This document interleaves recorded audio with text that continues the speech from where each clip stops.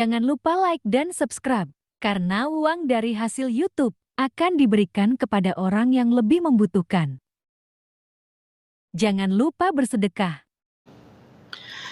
Ma'asyiral muslimin wal muslimat rahimani wa rahimakumullah. Ada 20 amal soleh yang disebutkan oleh para ulama, di mana 20 amal-amal soleh yang setiap hari bisa kita lakukan adalah penyebab orang bisa dimasukkan ke dalam surga. Singkat saja, yang pertama birrul walidain, berbuat baik kepada orang tua, dan ini pintu masuk surga paling cepat. Seorang anak yang berbuat baik kepada kedua orang tuanya. Yang kedua, imatatul adza min tariqin nas, berusaha untuk membuang hal-hal yang bisa mengganggu dari lalu lalang manusia di jalan.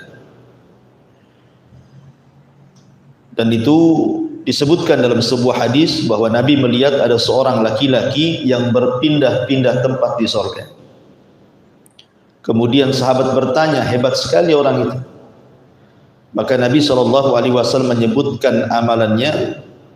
Kata Nabi SAW, fi syajaratin qata'aha min dhahri thariq, hanya karena memangkas batang pohon yang menjulur ke jalan, kana tu'dhin nas, di mana batang pohon itu mengganggu manusia. Hanya itu amalannya. Tetapi di surga dia punya banyak tempat. Kemudian yang nomor 3, al-amanatu fil bai' wat tijarati was-sidqi fil muamalatil maliyati bainan nas. Berusaha amanah dalam jual beli, kemudian jujur dalam bermuamalah, khususnya berkaitan dengan harta dengan manusia. Karena Rasul yang mengatakan, at-tajirus saduq al-amin ma'an nabiyyin was-siddiqina wasyuhada. Para pedagang, para peniaga yang jujur lagi amanah itu akan dikumpulkan bersama para nabi, para siddiqin dan para syuhada. Yang nomor 4, qada'u hajatin nas, berusaha untuk membantu hajatnya manusia yang sedang kesulitan.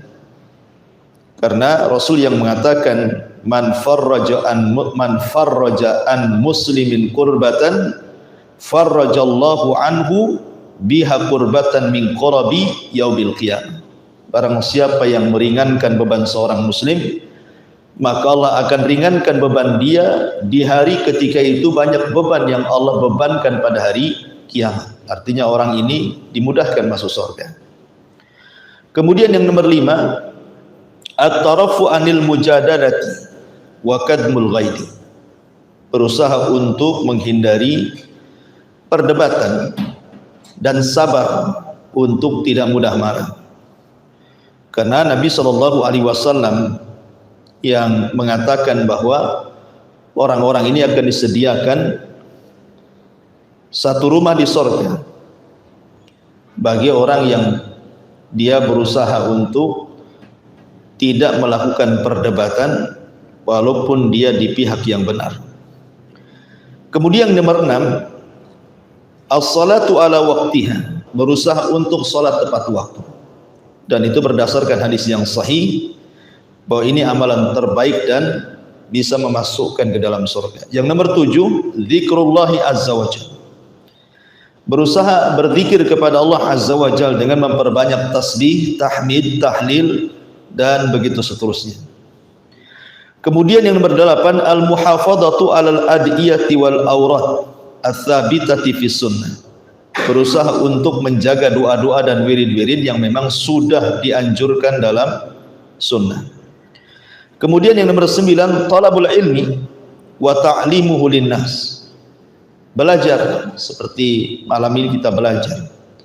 Kemudian setelah itu kita ajarkan ilmu yang kita dapat kepada manusia, karena jalan yang paling singkat menuju surga itu adalah ilmu.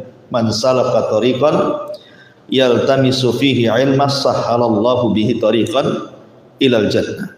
Jadi barang siapa yang meniti berjalan di sebuah ilmu, maka Allah mudahkan jalannya menuju surga. Artinya thalabul ilmi itu jalan singkat menuju surga.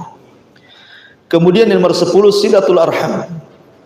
Berusaha untuk bersilaturahim dengan kerabat. Kemudian nomor 11, kafalatul yatim. Berusaha untuk mengkafil anak yatim. Karena Rasul yang mengatakan saya bersama anak yatim di sorga seperti ini. Kemudian merapatkan jari tengah dan telunjuknya. Kemudian yang nomor 12, qiyamul lail. Berusaha untuk sholat malam. Kemudian yang nomor 13, as-sadaqah. Berusaha untuk bersedekah. Dan sebaik-baik sedekah adalah sadaqatus sir. Sedekah yang tidak ditampakkan. Kemudian yang nomor 14, tajdidut taubah. Memperbaharui taubat. Senantiasa setiap hari kita istighfar. Makanya Rasul aja tidak kurang 100 kali istighfar setiap harinya. Kemudian yang nomor 15, ihsanul wudu. Berusaha memperbaiki wudu dan juga mentajdid. Memperbaharui wudu. Walaupun sudah punya wudu, umpamanya mau sholat wudu lagi gitu ya. Kemudian juga berusaha melaksanakan sunnah rakaatai al-wudu, 2 rakaat wudu sebagaimana hadis Bilal ketika sandalnya terdengar di sorga oleh Rasul. Kemudian ditanya apa amalan Bilal, maka Bilal mengatakan karena dia tidak pernah meninggalkan wudu dan 2 rakaat sunnah wudu. Kemudian yang nomor 16, as-salatu alal amwat. Berusaha untuk melaksanakan fardu kifayah. Salat kepada orang yang sudah meninggal, wattiba'u al-janaiz. Mengiringi jenazahnya sampai ke kuburan. Karena pahalanya besar kan gitu ya. Kalau hanya sekedar salat saja dapat 1 qirat. Kalau sampai menguburkan dapat 2 qirat. Artinya 1 qirat itu sebesar gunung Uhud, berarti 2 qirat, 2 gunung Uhud. Kemudian yang nomor 17, al-ihsan ilal jirah. Berusaha untuk baik kepada tetangga. Karena ada hadis yang mengatakan ketika Rasul ditanya tentang wanita yang rajin sholat malam, rajin puasa sunnah, rajin sedekah, rajin berbuat baik, tapi lisannya tidak baik sama tetangganya. Kata Rasul, dia termasuk wanita penduduk neraka. Kemudian ditanya lagi, ada seorang wanita sholatnya hanya yang wajib saja, puasa hanya yang Ramadan saja, dia pun tidak bersedekah, tapi lisannya dijaga kepada tetangganya. Kata Rasul, dia termasuk penghuni surga. Kemudian juga yang nomor 18, iltizamus sidqi bil qauli wal amal. Istiqomah untuk senantiasa jujur dalam ucapan dan juga disesuaikan dengan amalannya. Karena kejujuran itu kata Rasul mengarahkan kepada albir, kebaikan, dan albir itu mengarahkan ke dalam surga. Kemudian yang 19, asyam min mukaffaratidz. Berusaha mengilzamkan untuk atau istiqomah untuk melaksanakan puasa sunnah, karena itu termasuk penghapus dosa-dosa, dan pahala puasa itu tanpa batas, beda dengan pahala yang lainnya. Kemudian yang terakhir nomor 20, at-tasamu wal afu. Mudah untuk memaafkan bila ada orang yang kemudian menzalimi dia. Berdasarkan hadis ketika ada anak muda yang dikatakan oleh Rasul, sebentar lagi akan keluar anak muda dari pintu ini dan dia termasuk penduduk surga. Kemudian anak muda ini diikuti oleh sahabat. Pura-pura bertamu 3 hari. Tidak ada amalan yang spesial dari anak muda ini. Tapi sebelum pulang, sahabat ini bertanya, apa sih amalannya?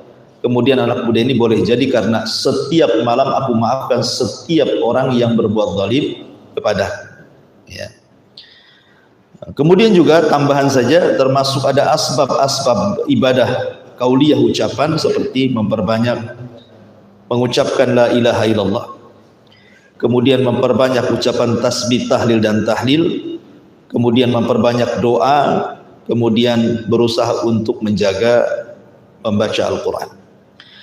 Taib, itu diantara amal-amal soleh yang menyebabkan orang bisa masuk surga yang sifatnya yaumiyah. Setiapnya sehari-hari kita bisa lakukan gitu. Karena di sini Allah mengatakan wa basyiril ladzina amanu wa amilus shalihat. Dan kasih kabar gembira kepada orang-orang yang beriman dan beramal soleh. Ya, amal soleh seperti yang sudah saya tadi rincikan, ada 20 amal soleh penyebab orang bisa masuk dalam surga. Kemudian Allah mengatakan anna lahum jannatin, bagi mereka itu ada sorga. Kita masuk pada kenikmatan sorga. Dalam sebuah hadis Nabi SAW bersabda, a'dadtu li ibadis salihin ma la ainun ra'at wa la udhunun sami'at wa la khatara ala qalbi bashar. Kata Nabi, aku telah mempersiapkan, jadi Allah telah mempersiapkan apa itu? Kenikmatan-kenikmatan bagi hamba-hamba yang saleh, yang tidak bisa dilihat mata, tidak didengar telinga, bahkan terlintas pun tidak bisa, saking nikmatnya. Makanya Allah menyebutkan dalam surah As-Sajdah ayat 17 ketika bicara tentang bidadari, Allah mengatakan fala ta'lamu nafsun ma ufiya lahum min qurrati a'yun jazaa'an bima kanu ya'malun. Maka tidak ada jiwa yang mengetahui bidadari-bidadari yang nyaman dipandang oleh mata yang Allah sembunyikan di dalam surga. Tidak ada yang tahu seperti apa, kecuali orang yang sudah masuk surga kali. Secantik-cantiknya orang di dunia, ya tidak seberapa dibandingkan bidadari surga. Kemudian juga disebutkan dalam surah Al-Insan ayat 20. Allah mengatakan wa idza ra'aita thamma ra'aita na'iman wa mulkan kabira. Dan apabila kamu melihat di sana, maksudnya di surga, niscaya kamu akan melihat berbagai macam kenikmatan dan kerajaan-kerajaan besar. Jadi surga itu Allah sediakan kenikmatan-kenikmatan dan kerajaan-kerajaan besar. Al-Imam Al-Qurtubi rahimahullahu taala ketika memberikan catatan kepada ayat ini, apa kata dia? Lamma kanatil muluk talbasu fid dunya al-asawira wattijan ja'alallahu dzalika li ahlil jannah wa laysa ahadun min ahlil jannah illa wa fi yadihi thalathatu aswiratin siwarun min dhahabin wa siwarun min fiddatin wa siwarun min lu'lu'in. Kata Imam Qurtubi ketika menyebutkan pendapat ahli tafsir, tatkala para raja ketika di dunia memakai gelang-gelang dan mahkota-mahkota, maka Allah akan menjadikan hal itu bagi para penghuni sorga. Tidak seorang pun dari penghuni sorga kecuali di tangannya ada 3 gelang. Gelang dari emas, gelang dari perak, dan gelang dari mutiara. Dan ingat bahwa sahabat Abdullah bin Abbas radhiyallahu anhu mengatakan laisa fil jannati syai'un mimma fid dunya illal asma. Tidak ada satupun yang berada di sorga dibandingkan dengan dunia itu kecuali hanya kesamaan nama, bukan hakikat. Ya, tentu emas di dunia dengan di sorga juga akan berbeda. Perak di dunia dengan di sorga juga berbeda. Istana di dunia dengan di sorga akan berbeda. Termasuk semua jenis makanan minuman, walaupun ada kemiripan nama. Di dunia ada pisang, di sorga ada pisang. Di dunia ada kurma, di sorga ada kurma. Di dunia ada anggur, di sorga ada anggur. Itu hanya kemiripan nama saja, kata Abdullah bin Abbas. Hakikatnya tidak seperti itu. Karena hakikatnya tadi mala ainun ra'at wala udhunun sami'at wala khatara ala qalbi bashar. Hakikatnya tidak bisa dibayangkan. Mata tidak pernah melihatnya, telinga tidak pernah mendengarnya, hati pun tidak terlintas seperti apa bentuknya. Makanya hanya sekedar persamaan nama saja. Taib, kita mulai kisah surga ini dari titian. Ya. Ma'asyiral muslimin yang dimuliakan Allah Subhanahu wa taala. Manusia ketika sudah proses hisabnya dan selesai hisab, tentu dibentangkan kepada mereka satu jembatan, dan di bawah jembatan itu neraka jahanam. Dari sini kita tahu bahwa tidaklah orang masuk surga kecuali harus melewati neraka. Tidak ada satupun orang yang masuk surga kecuali harus lewat neraka. Karena tidak ada manusia yang masuk surga kecuali harus melintasi titian. Sementara titian itu dibentangkan di bawahnya jahanam. Dan Allah Subhanahu wa taala berfirman di dalam Al-Qur'an, wa in kuntum illa wariduha, dan kalian pasti akan melewatinya. Semua kalian pasti akan melewatinya. La ma'asyiral muslimin yang dimuliakan Allah Subhanahu wa taala, orang-orang yang melewati surga itu, maka Allah Subhanahu wa taala bentuk mereka dengan kelompok-kelompok, ataupun dalam bahasa Quran itu wasiqa ladina amanu ilal jannati zumara. Dan orang-orang yang akan menghuni surga itu, mereka akan digiring berkelompok-kelompok. Jadi ada kelompok itu yang menyeberangi titian seperti kilat, atau sudah di ujung, gitu ya.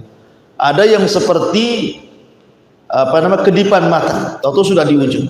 Ada kelompok itu seperti kuda balak, gitu ya, atau sudah di ujung. Ada kelompok itu yang lari kencang, atau sudah di ujung. Dan yang terakhir adalah yang yahubbu habwa, merangkak-rangkak, gitu ya. Kadang hampir jatuh, kemudian berdiri lagi, dan begitu seterusnya. Itu yang akhir melintasi titian. Lah kemudian ma'asyiral muslimin yang dimuliakan Allah Subhanahu wa taala, setelah kemudian mereka berada di sebuah tempat yang namanya kontor. Kontor itu artinya ujung daripada titian siratal mustaqim. Berarti sudah dekat ke pintu surga. Lah terjadi kisos di sini kan? Terjadi kisos antara orang-orang yang pernah menzalimi dengan orang yang dizalimi. Kalau seandainya kemudian masih tersisa pahalanya, berarti ada kesempatan masuk surga.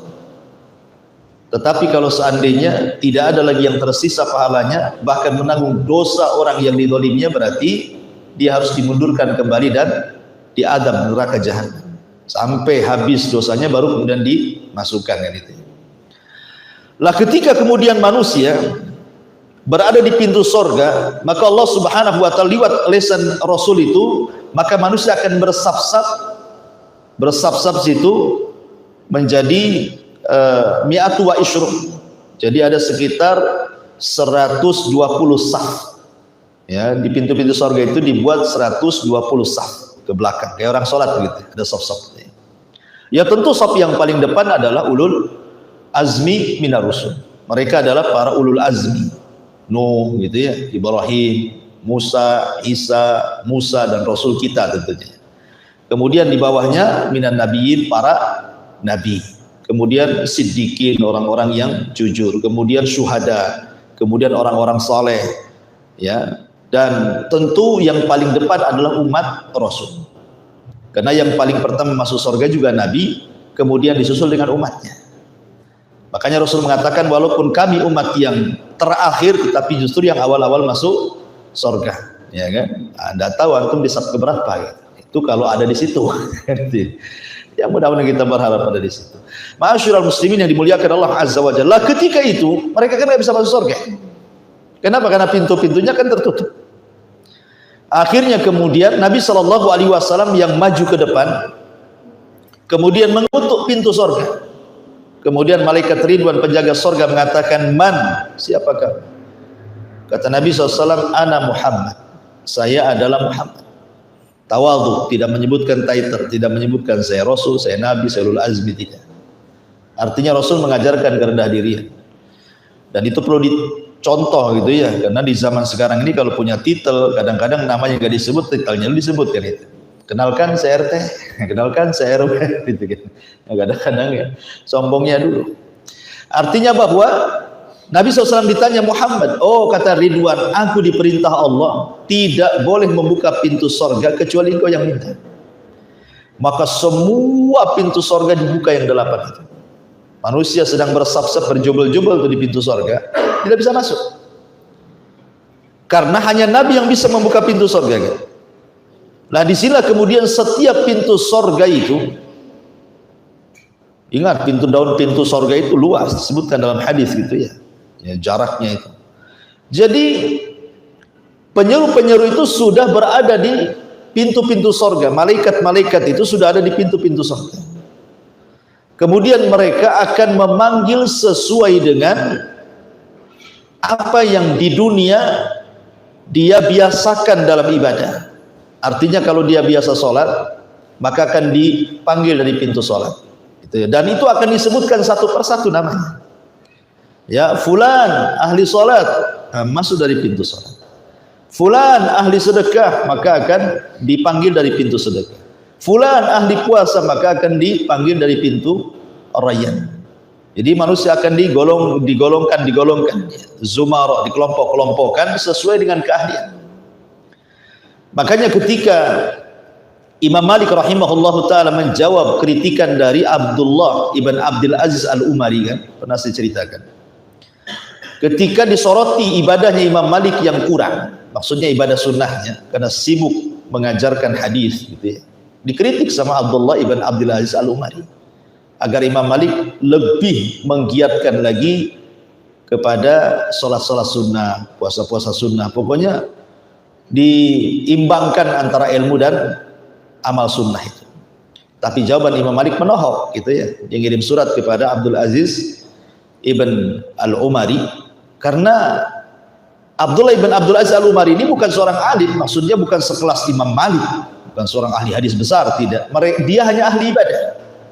Memang ibadahnya luar biasa, ibadah wajibnya, ibadah sunnahnya itu terkenal, seorang abid dia. Jadi Imam Malik rahimahullah taala mengatakan, innallaha qad qasama al-arzaq, qad qasama al-a'mal kama qasama al-arzaq, katanya. Kata Imam Malik, wahai Abdullah ibn Abdul Aziz Al-Umari, bahwa Allah sudah membagi-bagi amal manusia itu sebagaimana Allah sudah membagi rizki kepada manusia. Manusia saja rizkinya beda-beda kan itu. Ada yang jadi dokter, ada yang jadi pilot, ada yang jadi tukang, ada yang jadi gojek, ada yang jadi menteri, ada yang jadi RT, itu macam orang rizki itu kan. Di dunia saja rizki bermacam-macam. Lah amal soleh juga sama. Terkadang ada orang yang dilebihkan dari puasanya. Makanya Imam Malik menuliskan farubba saimin, farubba rajulin yuftah lahu saum walam yuftah lahu sadaqah, kata beliau. Boleh jadi orang itu dibukakan pintu puasa, tapi pintu sedekah dia nggak dibuka. Kalau puasa rajin, suruh sedekah agak malas gitu maksudnya. Kalau suruh sholat malam luar biasa, suruh puasa pulang udah lapar. Jadi orang itu nggak sama semuanya, kata Imam Malik, karena orang itu diberikan karunia masing-masing. Ya, makanya kenapa pintu sorga pun dibuat demikian. Karena ada orang yang kemudian dilebihkan dari sholatnya, ada orang yang dilebihkan dari sedekahnya, ada yang dilebihkan dari tobatnya, ada orang yang dilebihkan dari jihadnya, dan begitu seterusnya. Makanya pintu sorga dibentuk masing-masing kelebihan dari ibadah di dunia. Makanya nanti masing-masing dipanggil.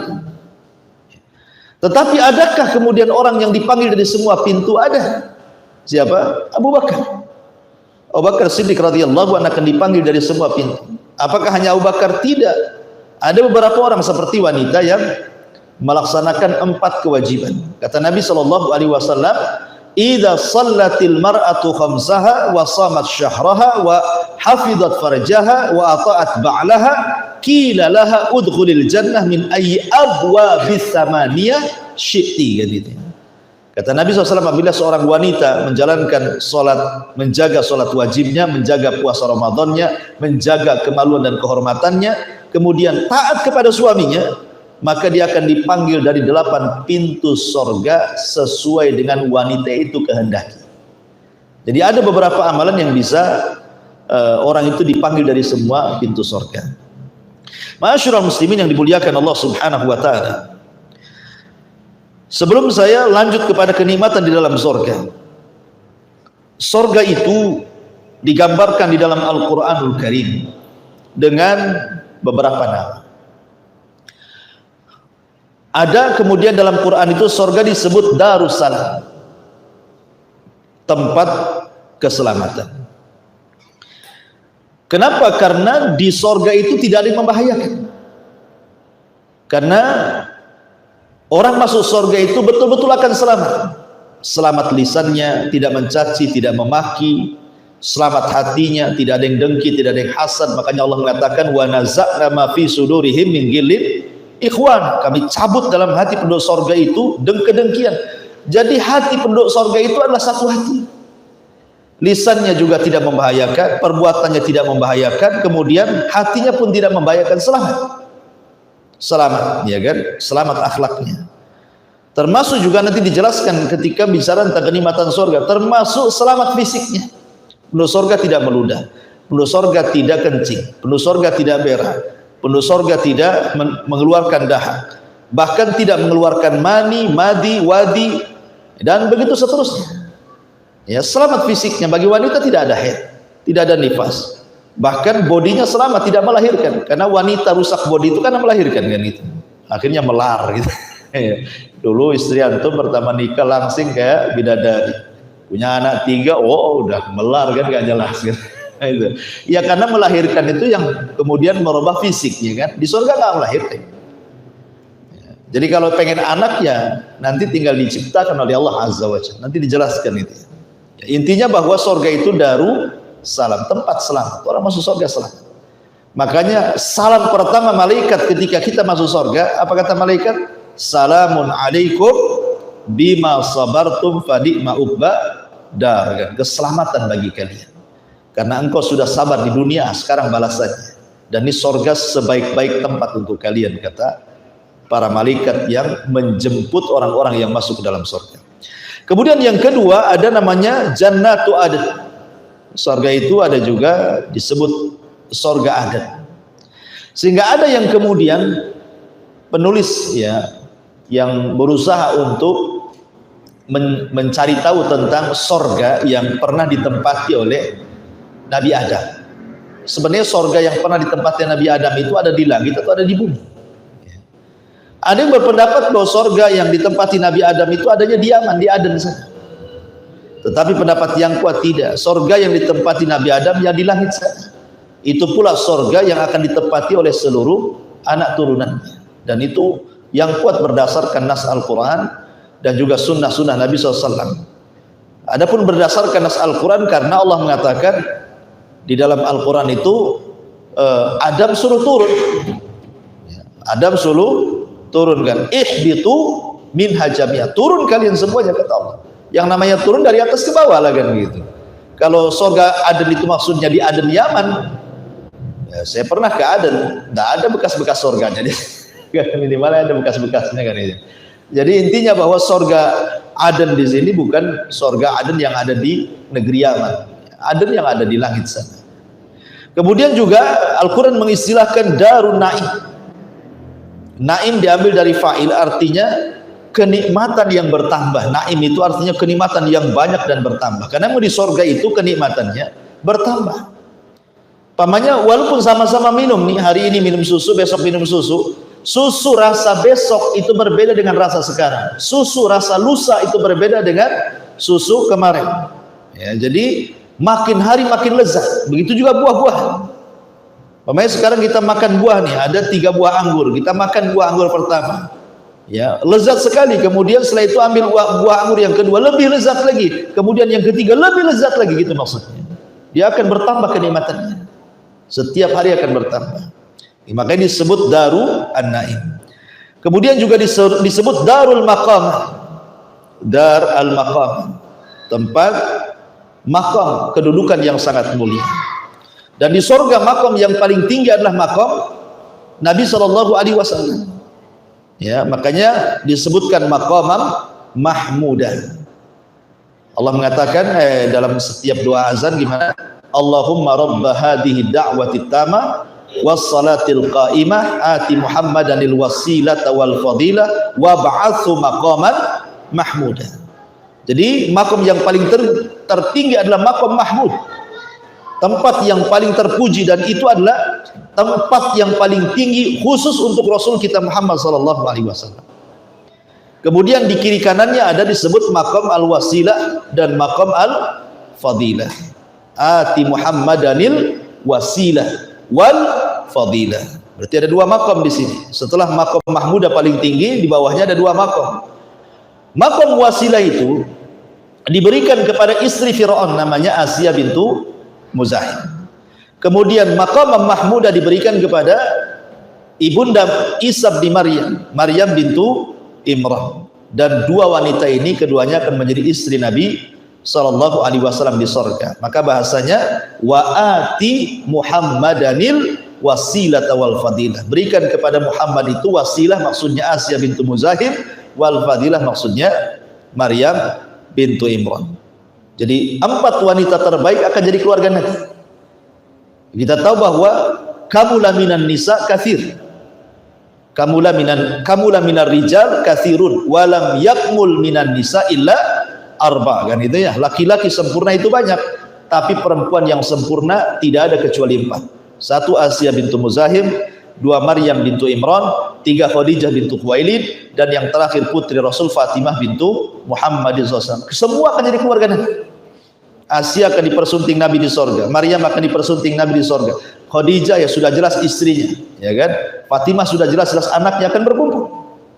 Jadi makom yang paling tinggi. Kemudian setelah itu makomnya ulul azmi dan begitu seterusnya, karena sorga itu saya ulangi bertingkat-tingkat. Kemudian juga yang nomor 5, sorga itu disebut juga dar al-khuldi, tempat di mana orang dikekalkan di dalam.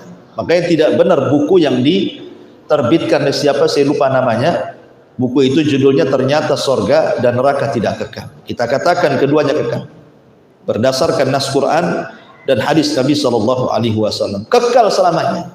Tentu kekekalan sorga akan berbeda dengan kekekalan Allah, karena sorga itu awalnya tidak ada, diciptakan baru ada, ya kan. Kalau Allah sebelumnya tidak didahului dengan ketidakadaan, Allah itu akan senantiasa ada. Dan kekalnya sorga itu karena Allah yang berkehendak. Artinya kekalnya sorga tergantung kepada kehendak Allah. Jadi tidak sama kekalnya Allah dengan kekal sorga. Tapi yang jelas Allah berkehendak sorga itu dikekalkan, maka disebut darul khuldi. Kemudian ada disebut jannatul ma'wa, ya, tempat kembali. Artinya tempat kembali kita bukan di bumi. Ma'wa itu tempat kembali kita, ya. Jangan sampai kemudian kita jadikan dunia ini tempat kembali kita, sehingga menghabiskan seluruh energi kita, harta kita, tenaga kita hanya untuk membangun istana di bumi. Percuma, ya kan? Kalau orang kemudian membangun istananya di bumi dengan membeli istana yang megah, kendaraan yang mewah, tanah yang luas, dan begitu seterusnya, nanti juga akan ditinggal. Betapa banyak orang-orang kaya setelah numpuk kekayaannya kemudian meninggal, kekayaannya direbut ahli warisnya, kan? Karena memang dunia itu bukan tempat kembali. Makanya Nabi SAW mengatakan kepada Abdullah ibn Umar radhiyallahu anhu, kun fid dunya ka'annaka gharib aw abirus sabil. Abdullah ibn Umar, jadilah di dunia ini seperti orang asing yang hanya lewat sesaat, ataupun jadikan dunia ini tempat persinggahan saja, singgah saja sebentar, nanti akan jalan lagi, ya kan? Karena memang tempat kita bukan di dunia tetapi di sorga. Makanya ada istilah sabda Nabi yang mengatakan man ahabba liqa Allah ahabballahu liqa'ah, wa man kariha liqa Allah karihallahu liqa'ah. Barang siapa yang cinta berjumpa dengan Allah, Allah cinta berjumpa dengan dia. Siapa yang benci berjumpa dengan Allah, Allah pun benci berjumpa dengan dia. Apa maksudnya? Maksudnya kalau dia ketika di dunia dia investasikan seluruh nafasnya untuk akhirat, ya, hartanya dia bangun untuk istana di sorga, kemudian kehidupannya hanya untuk sorga saja. Ketika dia sedang mendekati sakaratul maut, dia akan cinta dengan kematian dan akan cinta dengan Allah. Karena apa? Dia ingin segera menempati sorga yang selama ini dibangunnya di dunia, sehingga dia cinta berjumpa dengan Allah dan Allah pun cinta berjumpa dengan dia.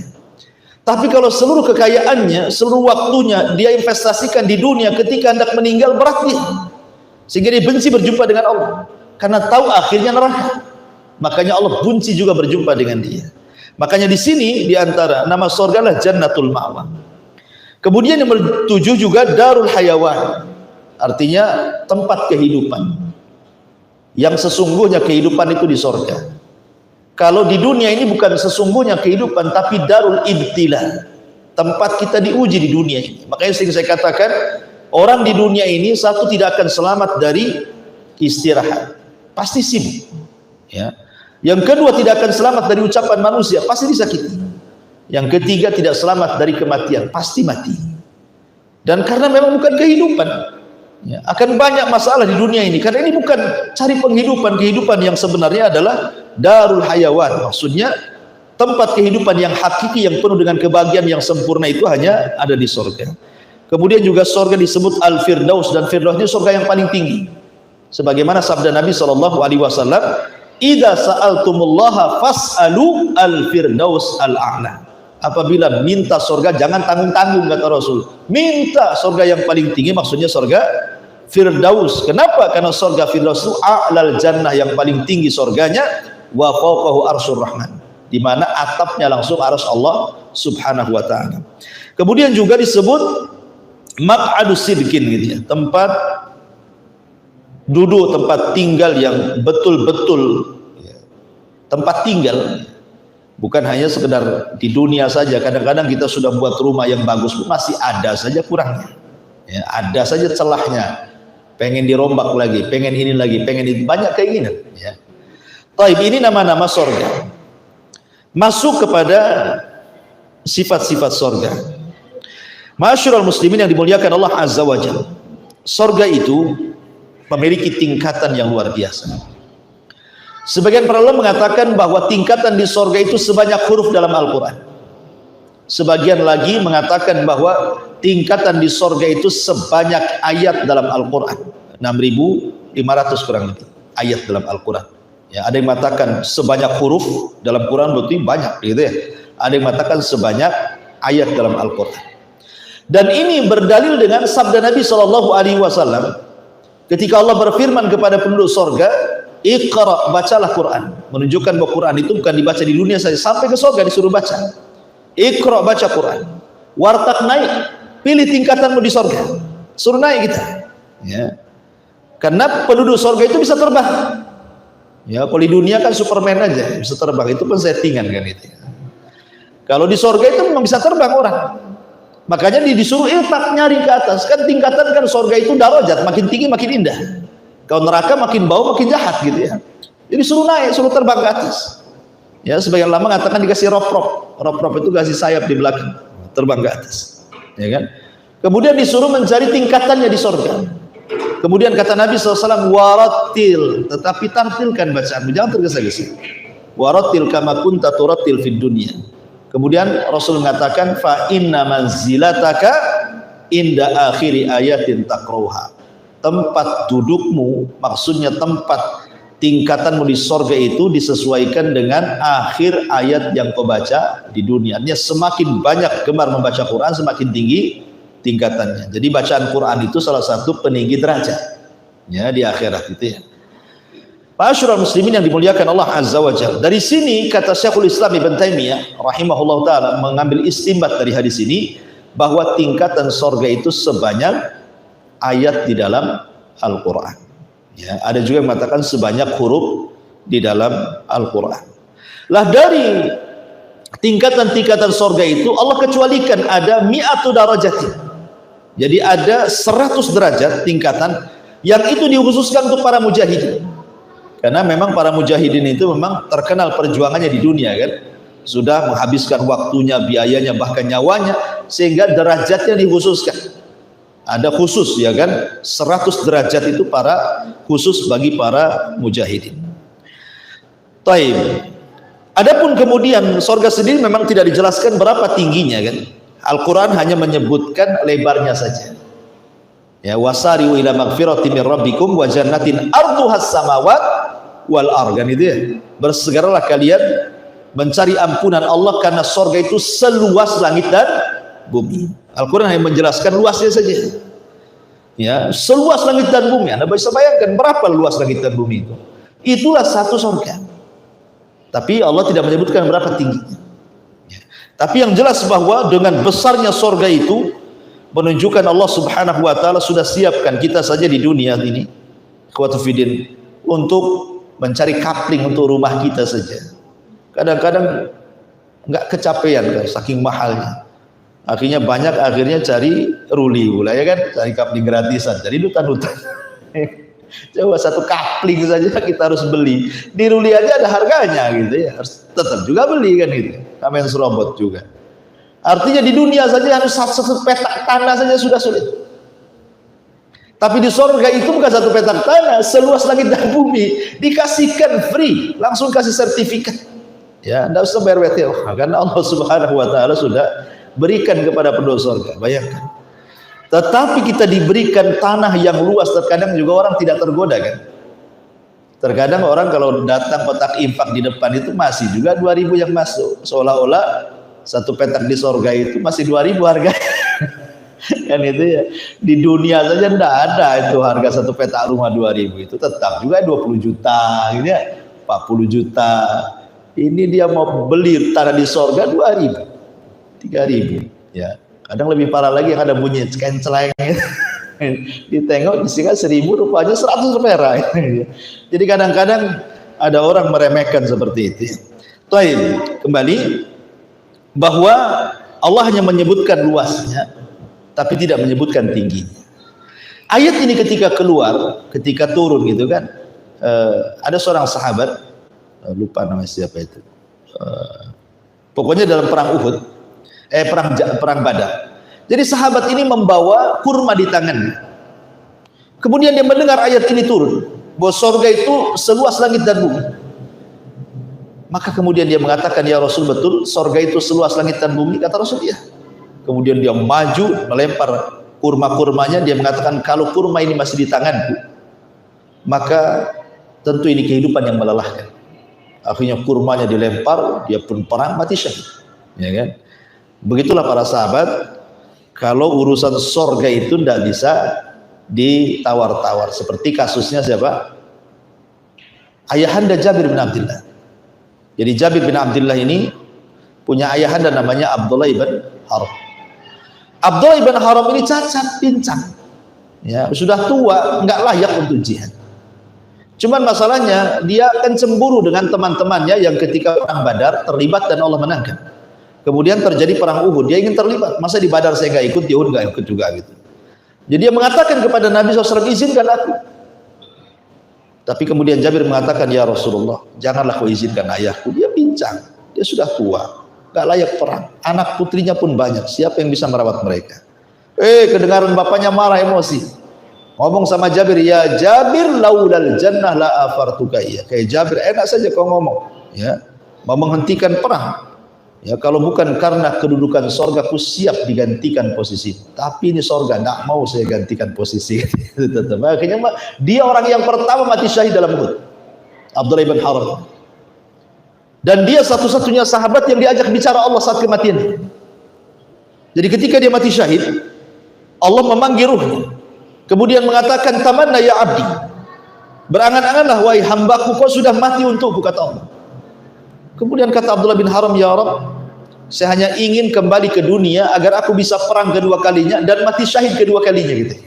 Bayangkan. Kata Allah, mustahil orang mati hidup lagi, yang lain sajalah. Maka Abdullah bin Haram mengatakan, kalau begitu sampaikan kondisiku di sisimu kepada Jabir putraku dan kepada seluruh para sahabat. Dari sini turun ayat, wala tahsabannal ladzina qutilu fi sabilillahi amwatan bal hum ahya'in inda rabbihim yurzaqun. Jangan kau kira orang mati syahid itu mati, mereka hidup di sisi Allah dan mereka diberikan rezeki yang melimpah. Ayat ini menghabarkan kondisi siapa? Abdullah bin Haram kepada semua umat Islam, karena itu permintaannya, kan itu ya. Taib, kembali bahwa sorga itu seluas langit dan bumi, dan sorga itu bukan hanya satu sorga, tapi sorga-sorga. Ketika seorang sahabat namanya Al-Harith, dia terlibat dalam perang Badar. Cuman masalahnya Al-Harith ini, ketika belum perang, jadi para sahabat menata pasukan di malam hari untuk keesokan hari perang. Jadi Al-Harith ini kan bagian daripada jaga malam, ribat fisabilillah gitu.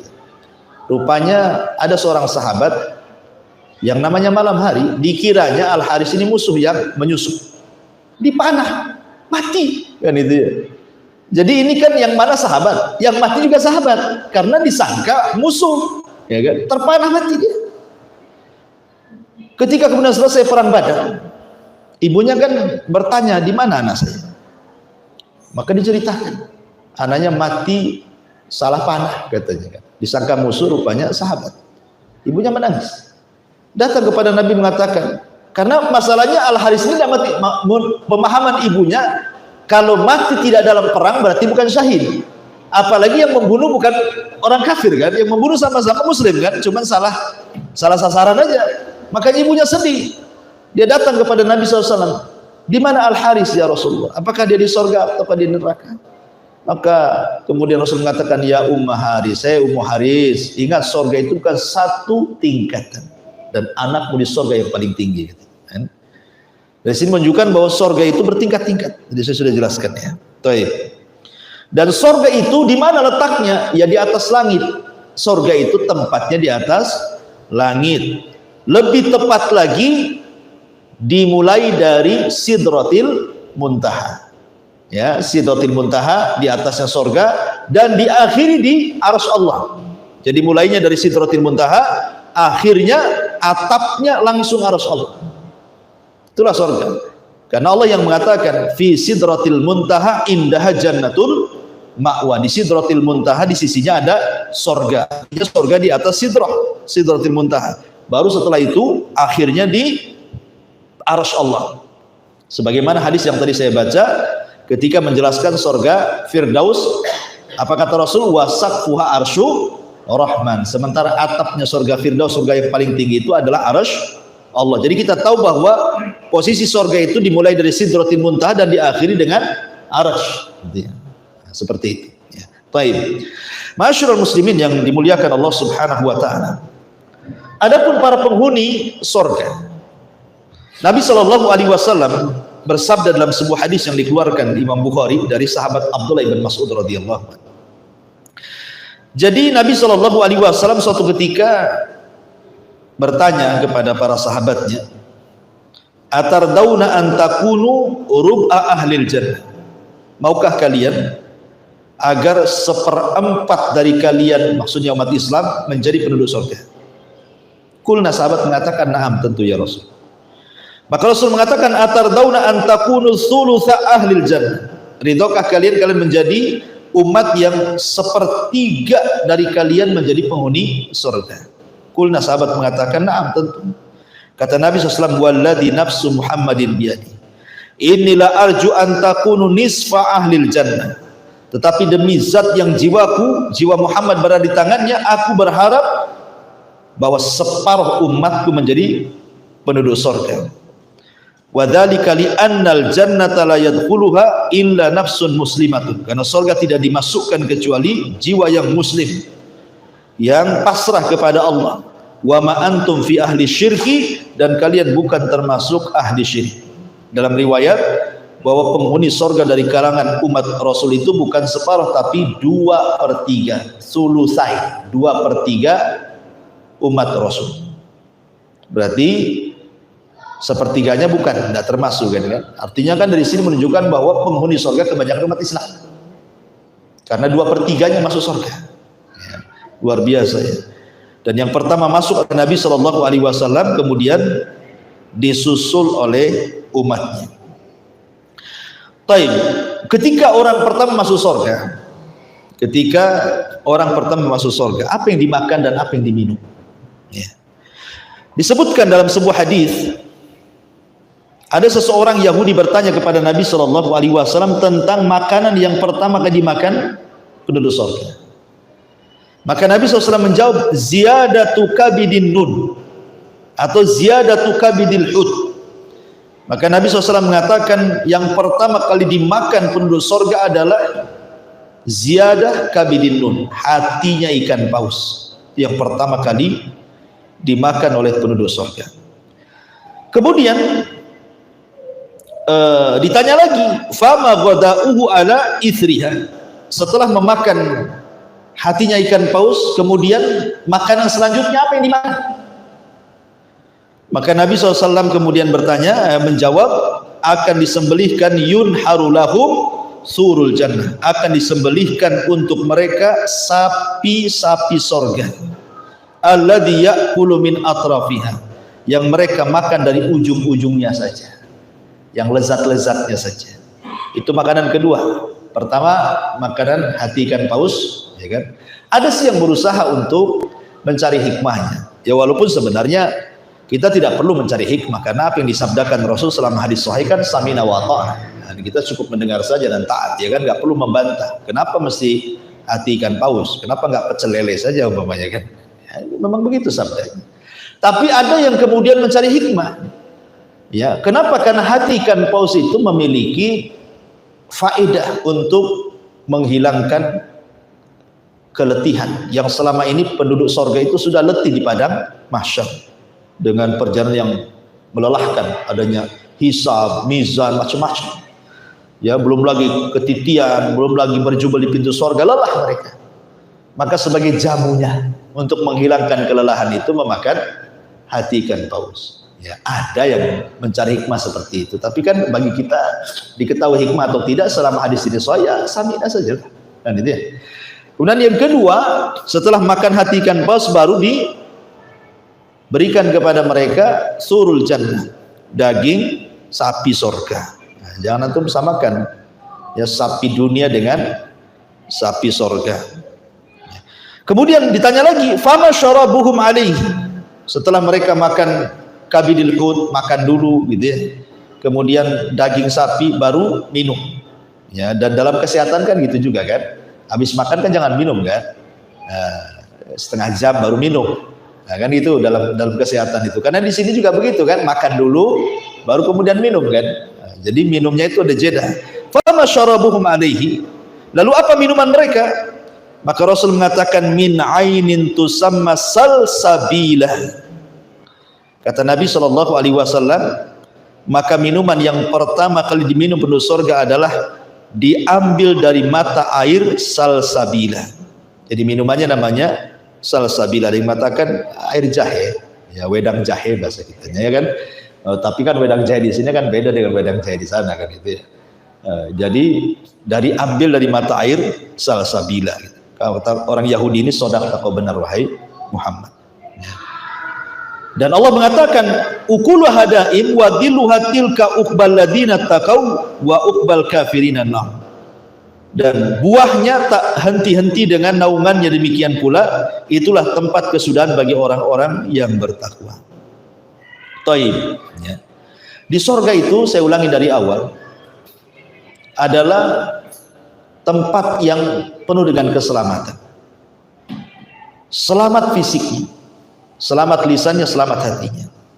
Dari Jabir bin Abdullah radhiyallahu anhu, Nabi SAW bersabda, inna ahlal jannati ya'kuluna fiha wa yashrabun wala yatfulun wala yabulun wala yataghawatun wala yamtakhitun. Qalu fama balu ta'ami?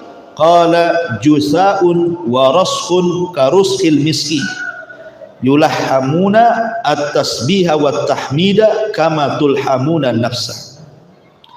Sesungguhnya penduduk sorga itu mereka makan aja, minum saja, namun mereka tidak meludah, mereka tidak kencing, mereka tidak buang hajat, mereka tidak mengeluarkan dahak. Ada orang bertanya, berarti nggak ada toilet di sorga Ustaz? Ya nggak ada, ngapain itu ada toilet? Oh nggak buang hajat, nggak kencing, apa yang dibuatkan toilet? Di sorga itu tidak ada kamar mandi, tidak ada toilet, ya kan? Dan tidak pernah mandi juga. Memang badan mereka bersih, ya, selamat dari bau badan, tidak ada daki, gitu ya. Oh nggak ada yang keluar lah, cairan-cairan yang dibenci oleh penduduk dunia itu nggak ada di sorga. Kemudian para sahabat bertanya, lalu bagaimana nasib makanan di perut mereka kalau mereka tidak buang hajat ya Rasulullah? Maka Rasul mengatakan cara membuang hajatnya dengan cara bersendawa. Itulah buang hajatnya. Kan gitu. Kalau kita itu berarti kenyang gitu. Tapi kalau di sorga ya maksudnya sendawanya itu adalah buang hajatnya, atau dengan cara berkeringat dan keringatnya berbau minyak misik. Ini keringatnya sebagai buang hajat, subhanallah. Jadi senanglah keringat berbau misik gitu kan. Kalau kita aja buang hajat di dunia, makanya ada sepiteng itu karena jijik manusia melihatnya dan tidak mau menciumnya kan gitu. Ini keluar keringat bau misik lagi. Mereka diilhami selalu bertasbih dan bertahmid sebagaimana kalian selalu bernafas, karena seluruh makhluk di sorga itu, benda apapun, pohon apapun, mereka akan bicara. Jadi bisa bicara semuanya. Sendok bisa bicara, gelas bisa bicara, piring bisa bicara, semua bisa bicara. Ya. Dan mereka senantiasa bertasbih dan bertahmid. Semua yang di sorga itu, semua. Dan kalau ngirim pesan itu, pamannya antum ingin berjumpa dengan Nabi SAW, kan mustahil. Sorga antum di bawah, Nabi berada di makom di atas sorga Firdaus, di mana? Tapi pengen ketemu. Ya. Maka tinggal ngomong saja, nanti akan tersampaikan kepada Nabi SAW dan Rasul yang turun menemui kita. Tidak mustahil kita berjumpa dengan Nabi SAW, dan Rasul pun ingin berjumpa dengan kita. Rasul rindu ingin berjumpa dengan kita. Kata Nabi SAW saat 5 hari menjelang wafatnya, kan dia ziarah ke kuburan Uhud, kemudian pulang menangis. Sahabat heran kenapa menangis. Kemudian Rasul mengatakan, Ishfaqtu li ikhwan, aku rindu ingin berjumpa teman-teman. Sahabat mengatakan, awalasna ikhwanuka, Rasul bukankah kami teman-temanmu? Kata Rasul, bukan, kalian sahabat-sahabat. Adapun ikhwani alladzina lam yarawni wa yu'minu bi, kaum yang tidak pernah melihatku tapi beriman denganku. Itulah teman-teman. Artinya Rasul juga rindu ingin berjumpa dengan kita. Nah, maka kita pun akan berjumpa dengan Rasul kalau kita masuk ke dalam surga. Kemudian sifat makanan dan minuman di surga itu adalah semau kita. Ya. Makanya Allah Subhanahu wa taala mengatakan dalam surah Al-Waqiah ayat 20-21, wa faqihatin mimma yatakhayyarun wa lahmi tairin mimma yashtahun, dan buah-buahan dari apa yang mereka pilih sesuka mereka. Kalau di dunia pengen durian ya nunggu musim durian. Nah, sekarang lagi musim durian, itu udah makan durian belum? Ya. Pengen manggis nunggu musim manggis, pengen duku musim, ada musimnya di dunia sini. Tapi kalau di surga kan nggak ada musimnya, dan kita tinggal milih. Dan yang lebih mengherankan lagi di sini, walahmi tairin mimma yashtahun, dan daging-daging burung dari apa yang mereka inginkan. Ada yang mentafsirkan lahmi tairin. Lahmi tairin diartikan bahwa semua binatang yang ada di surga itu semua terbang. Ya, semua terbang. Karena di sini kalimatnya tair, burung. Ya, lahm itu daging, tair itu artinya sesuatu yang terbang. Jadi tidak ada binatang yang melata seperti binatang bumi yang bergerak di bumi itu tadi. Ya, kalau di bumi kan memang karena ada hubungan gravitasi bumi sehingga manusia tidak bisa terbang, kan masih tersedot bumi, sehingga ya kita ya jalan di bumi, kambing jalan di bumi, semua di bumi. Tapi di surga kan sudah tidak ada gravitasi, nggak ada lagi. Sehingga kemudian semua terbang. Ya, semua terbang, kambing terbang, sapi terbang, terbang. Antum aja jadi Superman terbang. Ya, makanya disebut Ja'far at-Tayyar.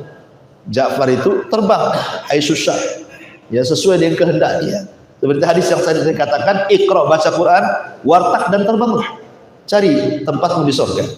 Jadi semua terbang di surga itu, binatang terbang, orang terbang gitu.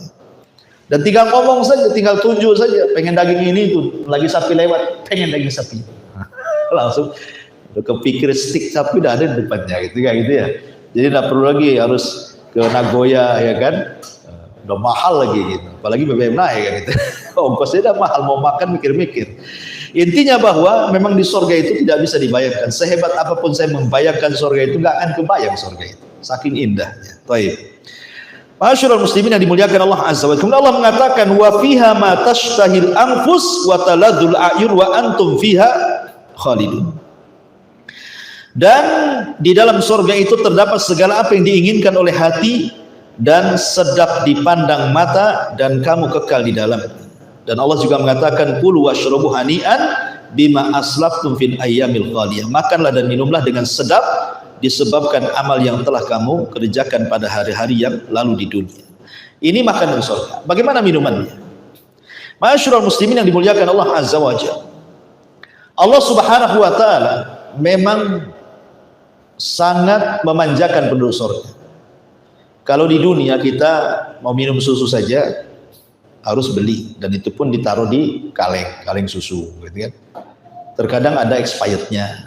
Kadang-kadang kalau sudah dibuka tutupnya kemudian ditaruh di gelas, tidak bisa dibuat 2 hari. Kalau dibuat 2 hari mencret kita minumnya. Artinya bahwa banyak kendala-kendala di dunia ini. Mau madu ya nunggu dulu diperas dari tawon, dibotolin, beli botolan, kadang-kadang ketipu rupanya gula kan gitu. Itulah di dunia ya. Nasib orang di dunia kan begitu ya. Mau apa lagi? Mau khamar tidak boleh, haram kan itu. Karena siapa yang mabuk di dunia nggak akan mabuk nanti di akhirat. Susah di dunia ini. Tapi lihat Allah Subhanahu wa taala mengatakan dalam surah Muhammad ayat 15. Allah mengatakan, "Matsalul jannati allati wa'idal muttaqun fiha anharun min ma'in ghairi asin wa anharun min labanin lam yataghayyar ta'amuhu wa anharun min khamrin ladzatin lisyaribin wa anhar min asalin musaffa wa lahum fiha min kulli thamarati wa maghfirati min rabbihim. Perumpamaan surga yang telah dijanjikan bagi orang-orang yang bertakwa, di dalamnya terdapat sungai-sungai yang berisi air yang tidak pernah payau, tidak pernah keruh, jernih sejernih-jernih. Dan sungai-sungai yang isinya air susu. Kemudian sungai-sungai yang isinya air khamr yang sangat lezat dirasakan oleh para peminumnya, serta sungai-sungai yang berisi madu-madu murni yang sudah disaring, dan di dalamnya mereka memperoleh segala macam buah-buahan dan ampunan dari Rabb mereka. Ma'asyiral muslimin yang dimuliakan Allah Subhanahu wa taala. Kalau kita melihat satu contoh saja khamr di dunia, ya kan? Khamr di dunia itu pertama mengandung alkohol, otomatis memabukkan, ya kan? Kemudian yang kedua membuat pening kepala. Paling rendah orang minum khamr itu sakit kepala. Ya paling tinggi ya tidur di solokan gitu ya, nggak sadar. Kemudian juga nyerocos gitu ya, kadang-kadang menghina orang, mencaci maki orang. Makanya di zaman Umar ditambah hukuman dari 40 cambukan di zaman Nabi, kemudian di zaman Umar ditambah jadi 80 cambukan. Kenapa? Karena disamakan dengan para penuduh wanita baik-baik dikatakan berzina, kan hadnya berapa? 80 cambukan. Lah peminum khamr ditambah sama Umar, disamakan hukumannya, karena orang yang lagi mabuk terkadang menuduh orang yang enggak, ya kan? Maka disamakan sama Umar hukumannya, dari zaman Rasul 40 cambukan menjadi 80 cambukan gitu ya. Nah, perhatikan di sini beberapa dalil. Allah mengatakan dalam surah As-Saffat ayat 47, la fiha ghaulun walahum anha yunzif.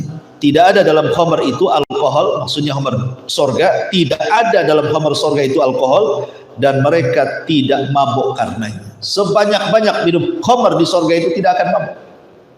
Tapi lihat khamr di dunia bisa merusak segalanya. Ya, merusak hati, merusak jantung, ginjal, semua merusak dia kan. Ini tidak, ya. Kemudian juga Allah mengatakan dalam surah Al-Waqiah 19, la yusaddauna anha wa la yunzifun. Khamr-khamr di surga itu tidak membuat pening kepala dan tidak pula memabukkan, dan warnanya putih. Dan Allah mengatakan dalam surah As-Saffat ayat 46, baydha'u ladzatil lisyaribin, warnanya putih dan lezat sekali. Minum khamr di akhirat itu warnanya putih dan sangat lezat. Dan juga Allah mengatakan dalam ayat yang lain, dalam sebuah hadis yang dikeluarkan oleh Ibnu Katsir dalam tafsirnya, lam ta'surha ar-rijalu bi aqdamiha. Para laki-laki tidak perlu memerasnya dengan kaki-kaki mereka. Artinya di dunia saja kalau perlu mados, perlu khamr itu kan diperas dulu kan. Kan khamr itu kan dari buah-buahan juga ya kan, dari anggur, dari yang lainnya gitu ya. Jadi tidak perlu diperas, dan itu dalam bentuk sungai. Dan antum perlu tahu bahwa sungai di surga itu tidak ada paritnya, tidak ada penghalang. Maksudnya kalau kita kan membuat solokan itu kan dibuat parit kiri kanan. Maksudnya ditinggikan sebelah sini, ditinggikan sebelah sini, baru dialirkan di tengah kan, supaya jangan meluber. Lah di surga sungai itu tidak ada parit kiri kanan, tidak ada bangunan kiri kanan, ya begitu saja. Ya, tapi tidak meluber, gitu maksudnya.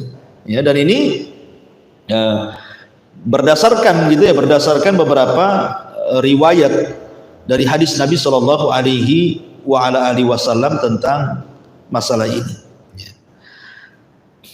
Taib. Adapun kemudian itu cerita makanan minuman penduduk surga, cerita bangunan. Bangunan di surga itu diriwayatkan dari seorang sahabat Nabi Shallallahu Alaihi Wasallam yang dikeluarkan Imam Tirmidzi dan juga disahihkan oleh Syekh Nasiruddin Al-Albani rahimahullah taala, ketika dua sahabat bertanya kepada Rasul soal bangunan surga. Jadi dia mengatakan, akhbirna an bina'il jannah ya Rasulullah. Rasul tolonglah jelaskan bangunan-bangunan surga itu kayak apa, rumah-rumah surga, istana-istana surga itu kayak apa gitu. Maka Nabi SAW mengatakan, labinatun min zahabin wa labinatun min fiddatin. Satu bata untuk membangun bangunan dari surga terbuat dari emas, dan bata yang lain terbuat dari perak. Wa mila tuha almis, kemudian lantainya berupa minyak kasturi yang semerbak. Wa turbatuha za'faran, tanahnya berupa za'faran. Wa khusbanuha lu'lu wal yakut, kerikilnya berupa mutiara-mutiara dan permata. Kerikilnya dari mutiara, permata lagi, kerikilnya. Di dunia saja ada mutiara dan permata, mahalnya luar biasa. Dan kita bangun rumah itu bukan 1 2 pasir, 1 truk kan itu. Kalau 1 truk mutiara dengan permata dah kaya itu. Tapi itulah pasirnya. Untuk bangunan-bangunan di surga itulah pasirnya seperti itu. Ya, lantainya minyak kasturi, bata-batunya emas perak, kan, luar biasa. Ya, kita punya segede bata emas saja gitu udah kaya tuh. 1 bata saja kan emas gitu ya. Emas batangan segede bata saja udah kaya. Kemudian Rasul mengatakan man yadkhuluha yan wala ya'as wala yab'as wa yukhlad wala yamut wala tablas thiyabuhum wala yafna syababuhum. Siapa yang masuk ke dalam sorga, maka ia selalu berada dalam keadaan senang dan tidak pernah susah. Makanya muka-muka penduduk sorga itu wujuhu yauma idzin naimah. Ya. Wajah-wajah penduduk sorga itu naimah. Naimah itu ya seperti kita di dunia ini baru selesai bayar utang. Tiba-tiba kemudian dapat hadiah uang miliaran. Kan senang tuh hidupnya. Ya. Dia pusing punya utang 10 ribu, tahu-tahu ada yang ngasih uang 1 miliar.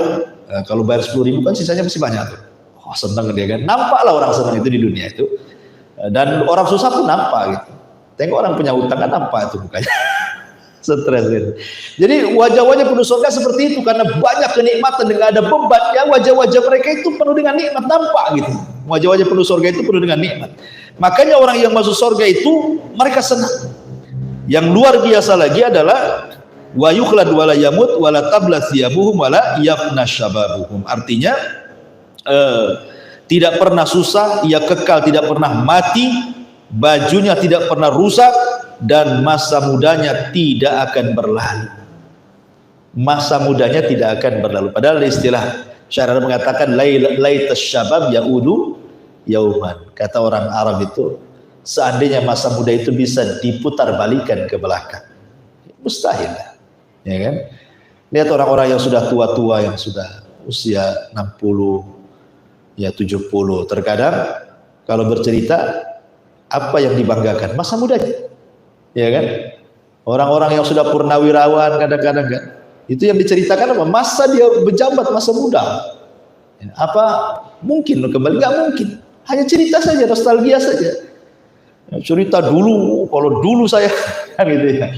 Kalau purnawirawan itu biasa begitu. Zaman saya dulu, gitu biasa. Jadi, tapi kan mustahil.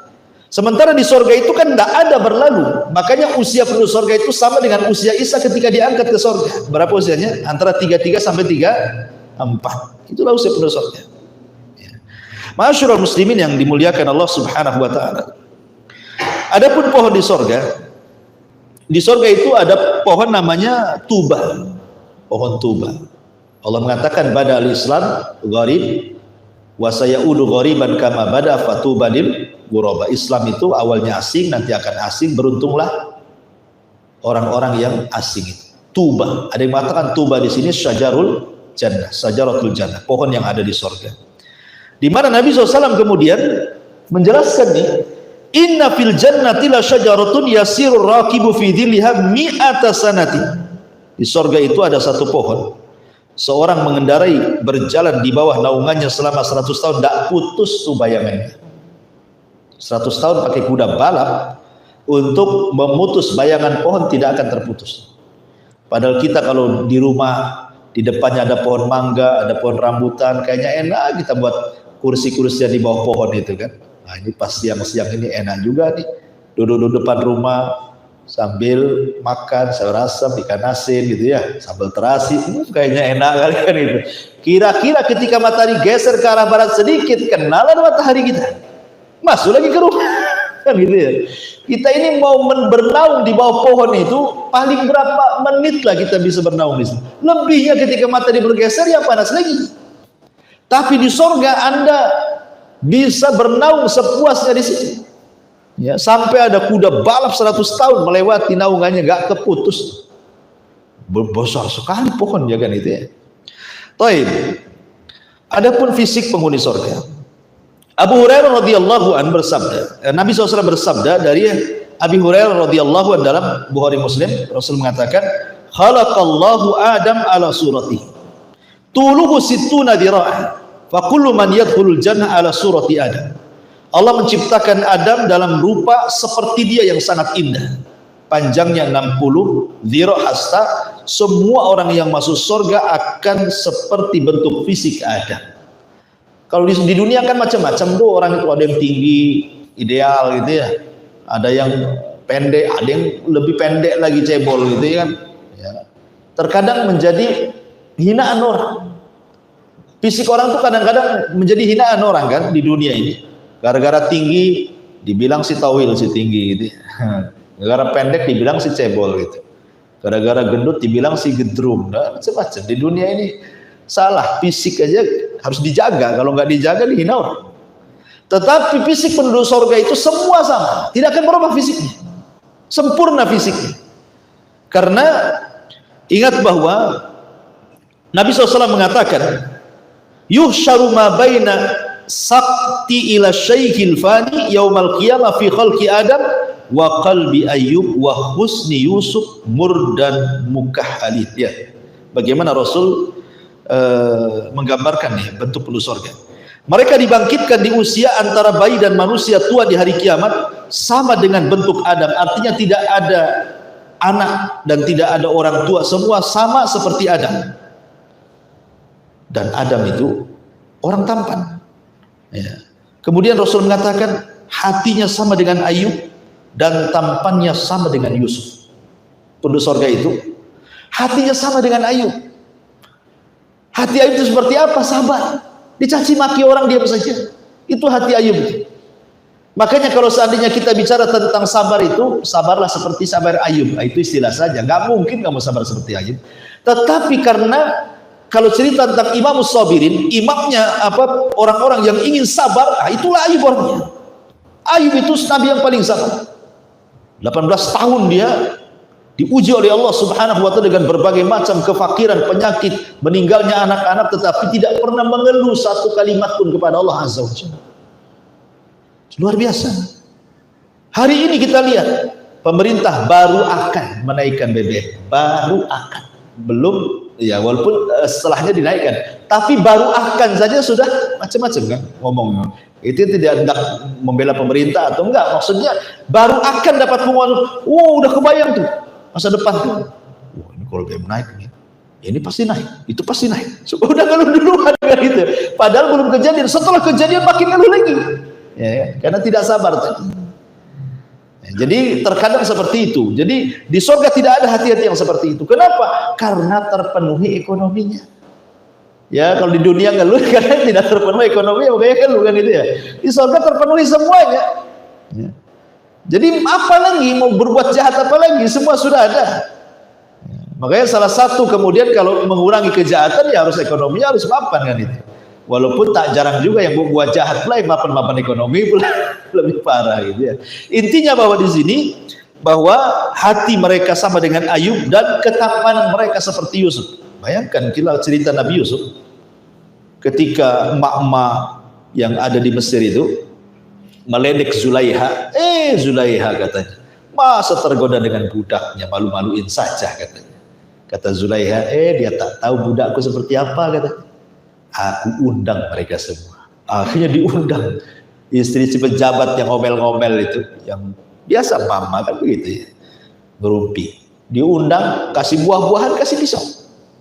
Nah, setelah mereka pegang pisau semuanya, kemudian mereka sedang iris buah-buahan semuanya, kata Zulaiha, wahai Yusuf, keluar kau kata. Keluar. Dipandang semua sama mama pejabat itu. Apa kata mereka? Mahada illa malakun karim. Ini bukan manusia, ini malaikat katanya. Bayangkan mereka sampai membayangkan Nabi Yusuf ini bukan manusia, ini malaikat katanya. Ini bukan manusia, malaikat. Kemudian fakotok, nah bukan kotoa, pakai tas lagi, kotok. Nah, bahasa Quran itu beda. Kalau kotoa satu irisan, kalau kotok itu artinya beriris-iris. Faqatta'na aydiyahunna, mereka mengiris-iris, bukan buah-buah, jarinya diiris-iris semuanya. Ya, jadi habis dan tidak terasa, karena orang khusyuk itu kadang-kadang sakit pun tidak terasa. Tengok anak-anak main game itu, nggak makan seharian nggak nongkrong, nggak terasa lapar itu. Jadi walaupun diurus nggak terasa karena saking khusyuknya melihat Yusuf gitu, sampai dibilang malaikat. Coba bayangkan, baru tahu mak-mak ini kata Zulekha, itulah Yusuf. Kenapa aku tergoda dengan dia? Akhirnya bapak-bapak pejabat takut istrinya terfitnah. Akhirnya mereka buat pasal karet, kita penjarakan saja Yusuf katanya. Akhirnya dipenjara lah Yusuf gara-gara itu kan. Nah, kembali bahwa intinya bahwa di sini bagaimana penduduk sorga itu setampan Yusuf, sehati Ayub, setinggi Adam. Luar biasa kan itu. Kemudian juga kesibukan penduduk sorga. Allah mengatakan dalam surah Yasin ayat 55, inna ashabal jannah al-yawma fi syughulin faqih. Sungguhnya penduduk sorga itu di dalam kesibukan yang menyenangkan. Nabi SAW ya ditanya oleh para sahabat, wahai Rasul, apakah kami akan bertemu dengan istri kami kelak di sorga? Kata Rasul menjawab, innar rajula la yasilu fil yaumi ila mi'ati adra. Seorang laki-laki dalam sehari mampu berhubungan badan dengan 100 bidadari. Ya, antum ya kalau sudah berumur kan kadang-kadang nggak bisa tiap hari, 4 hari sekali kan itu ya. Kadang-kadang minum jamu dulu itu ajar jahanam gitu. biar strong gitu kan. Di sorga 1 hari loh antum bergilir 100 bidadari. Bisa bayangkan, Allah berikan kekuatan. Dan ketika para ulama mentafsirkan surah Yasin 55, maksudnya penduduk surga itu fi syughulin faqihun, kesibukan yang menyenangkan itu artinya memecahkan keperawanan ya. Jadi pecahkan keperawanan tapi tidak pernah janda-janda gitu. Ya kalau habis perawannya pecah dibuat lagi perawan lagi. Makanya Allah mengatakan inna ansha'nahunna insha'an wa ja'alnahunna abkaran uruban atraban. Ketika ada nenek-nenek datang kepada Rasul, orang seperti saya ini bisa masuk surga enggak Rasul? Kata Rasul, enggak ada nenek-nenek di surga. Nenek ini pulang nangis, dikira dia tidak masuk surga. Maka Rasul mengatakan, bilang sama nenek itu, bukan nenek itu tak masuk surga, maksudnya di surga enggak ada nenek-nenek. Ya, karena semuanya akan jadi perawan, usianya 33 sampai 34. Katakan kepadanya, inna ansha'nahunna insha'an wa ja'alnahunna abqaran uruban atraba. Kami jadikan mereka perawan uruban atraba, usianya sama. Mau laki-laki perempuannya segitu. Enggak akan hilang masa muda. Kemudian kemah-kemah di surga, inna fil jannati khaymatun min lu'lu'i mujawwafatin arduha sittuna milan. Di surga ada kemah dari mutiara yang dilubangi, lebarnya 60 mil. Antum kalau mau honeymoon dengan istrimu, hangout atau apa istilahnya kan, harus bayarlah ke hotel kan. Kadang-kadang kalau mau ke hotel yang agak mahal, tak ada pula duit gitu. Terpaksa kelas melati. Ya sesuai dengan pesa lah kan itu. Tapi di surga disediakan fasilitas kamar lu disediain. Karena tahu sebenarnya surga itu dunia ini miniatur surga. Apa yang kita hajatkan, disenangkan di dunia itu disediakan di sana gitu. Apa sih kemauan kita? Mau rekreasi udah ada, ya. Nanti kita ceritakan bagaimana ada air yang mancur dari bawah, ada air yang curah dari atas, ada yang sungai, ada macam-macam. Itu kan tempat-tempat rekreasi manusia di dunia. Di surga ada semuanya, disediakan taman-tamannya, kebun-kebunnya, ya luar biasa gitu. Kemudian juga di antara pasar surga, di surga juga ada pasar. Anas bin Malik radhiyallahu anhu menyampaikan sabda Nabi SAW, inna fil jannati lasuqa ya'tunaha kulla jum'atin fatakhubburihus simali fatakhussu fi wujuhihim wa thiyabihim fayazdaduna husnan wa jamala fayarji'una ila ahlihim wa qadiz dadu husnan wa jamala fayaqulu lahum ahluhum wallahi laqad izdastum ba'dana husnan wa jamala fayaquluna wa antum wallahi laqad izdastum ba'dana husnan wa jamala. Subhanallah ya, dalam hadis Muslim, sungguh di surga itu ada pasar yang didatangi penghuninya surga setiap Jumat. Di dunia itu disebut hari Jumat, di surga disebut Yaumul Masjid ya. Bertiuplah angin dari utara mengenai wajah dan pakaian mereka hingga mereka semakin indah dan tampan. Mereka pulang ke istri-istri mereka dalam keadaan telah bertambah indah dan tampannya. Keluarga mereka berkata, demi Allah, wahai suamiku, engkau semakin bertambah indah dan tampan. Para suami pun mengatakan kepada istri-istrinya, kalian pun semakin bertambah indah dan cantik. Artinya setiap Jumat atau disebut dengan Yaumul Majid di sorga itu, ya, ada setiap Jumat itu untuk memperbaiki fisik manusia. Ya. Jadi setiap Jumat itu makin tampan, Jumat berikutnya tampan lagi, Jumat itu makin tampan, begitu maksudnya. Bahkan ada hadis ini memang tidak sahih ya, tapi masyhur gitu ya. Jadi orang yang masuk ke dalam sorga itu, hadis ini dhaif ya. Jadi orang ini masuk ke dalam pasar, ketika pulang itu, jadi di pasar itu banyak gambar-gambar. Mungkin kalau di dunia ini kalau antum masuk ke tukang cukur, kan ada itu gambarnya banyak kan. Mau gaya apa kamu? Ya, mau gaya apa? Mau gaya orang pang ini gitu. Mau gaya orang ini begini, semua ada. Jadi di pasar itu semua muka ada. Tinggal antum pilih pengen seperti itu. Nah, nanti berubah muka antum kayak gitu. Itu maksudnya. Itu tapi hadisnya lemah. Ya, tapi bisa juga terjadi. Namanya di sorga itu sesuatu yang mustahil jadi mungkin. Ya kan? Sesuatu yang mustahil jadi mungkin. Ya. Dan di sorga itu bukan tempat orang jualan, bukan kayak di dunia gini ya, jam 8 buka ruko gitu, jam 5 tutup ruko. Nah, bukan, maksudnya hanya untuk berjumpa dengan teman-teman dia selama di dunia itu akan berjumpa di pasar itu kan, sepekan mereka gak jumpa dengan kawannya. Jadi kalau ingin jumpa dengan kawan itu sepekan sekali, datang ke pasar, ketemulah kawan-kawannya, nanti cerita. Antum yang ketemu di sini cerita, oh dulu kita ngaji sama Abu Mero, ingat nggak? Jadi diingatkan tuh kejadian peristiwa di bumi itu semua ingat itu. Nah, disitulah terkadang kemudian sebagian mereka tanya, mana kawan kita yang satu itu yang sama kita kesana kemari ngaji? Kata malaikat, di neraka. Oh, maka mereka sepakat teman-teman, ya Rabb la taqtamilu ladzatina hatta tukhrijahu minan nar. Ya Rabb, jangan kau sempurnakan kelezatan kami sampai kau keluarkan teman kami di surga dari neraka. Sampai mereka berikan syafaat kepada teman yang masuk neraka. Kalau memang masih layak berikan syafaat dan mereka meninggal tidak musyrik gitu ya. Jadi teman-teman yang baik di surga itu memberikan syafaat. Makanya Allah mengatakan kalau gitu kau pergi ke neraka ambil temanmu gitu.